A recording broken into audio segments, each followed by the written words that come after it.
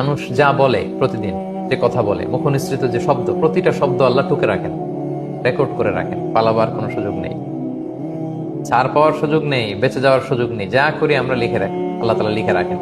তো আমরা ভালো কাজ করেও যারা দুনিয়াতে বিপদের মুখোমুখি হই, জুলুমের শিকার, আমাদের এখানে আশা জাগা নিয়ে একটা বার্তা যে এগুলো কিন্তু আল্লাহ লিখে রেখেছেন। আমি মাজলুম, আমাকে মানুষ ভুল বুঝেছে, সমাজ আমাকে ভুল বুঝেছে, কিন্তু আল্লাহ বলে আমি ভুল বুঝিনি, তোমার সব কাজ আমি লিখে রেখেছি।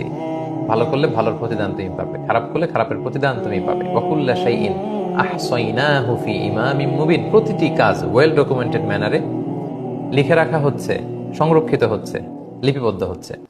আমরা যখন মানুষের সামনে কিছু করি তখন খুব সাবধানে কথা বলি। আমরা ক্যামেরার সামনে যখন কিছু করি বলি সাবধানে বলি, কারণ এটা রেকর্ডেড, ডকুমেন্টেড। আল্লাহ তাআলা বলেন এরকম ইমাম মুবিন নামক ভিডিও রেকর্ড দিয়ে আমি সবকিছু সিসি ক্যামেরার মতো টুকে রাখছি, তুলে রাখছি, লিপিবদ্ধ করে রাখছি, আর সংরক্ষিত থাকছে আমার কাছে।